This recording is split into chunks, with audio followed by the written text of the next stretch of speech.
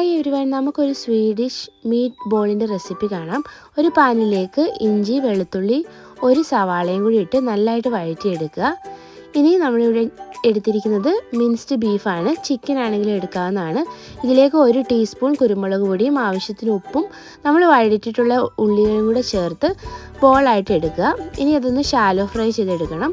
അതിനുശേഷം ഈ പാനിലേക്ക് 1 ടേബിൾ സ്പൂൺ ബട്ടറും കൂടി ഇട്ടതിന് ശേഷം 1 ടീസ്പൂൺ മുളക് പൊടിയാണ് ഇടുന്നത്, 2 ടേബിൾ സ്പൂൺ പ്ലെയിൻ ഫ്ലോർ, 1 ചിക്കൻ്റെ സ്റ്റോക്ക് ക്യൂബും കൂടി ഇടുന്നുണ്ട്. കുറച്ച് വെള്ളം കൂടി ചേർക്കുക. ഇതൊന്ന് മിക്സായി വരുമ്പോഴത്തേക്ക് ഡബിൾ ക്രീമാണ് ഞാനിവിടെ ഒഴിച്ചു കൊടുക്കുന്നത്. അതിനുശേഷം 1 ടീസ്പൂൺ കുരുമുളക് പൊടിയും കൂടി ഇടുന്നുണ്ട്. ഇനി നമ്മൾ വറുത്ത് വെച്ചിട്ടുള്ള മീറ്റ് ബോളും കൂടി ഇതിലേക്ക് ഇട്ട് കൊടുക്കണം. ഇനി ഇതെല്ലാം കൂടി മിക്സ് ചെയ്തതിന് ശേഷം തീ ഒന്ന് സിമ്മറിൽ വെച്ച് 1 മിനിറ്റ് വെച്ചാൽ മതിയാകും. നമ്മുടെ സ്വീഡിഷ് മീറ്റ് ബോൾ ഇവിടെ റെഡി ആയിട്ടുണ്ട്. നല്ല പെർഫെക്റ്റ്ലി കുക്ക്ഡാണ്, വളരെ ടേസ്റ്റിയാണ്. Thank you for watching.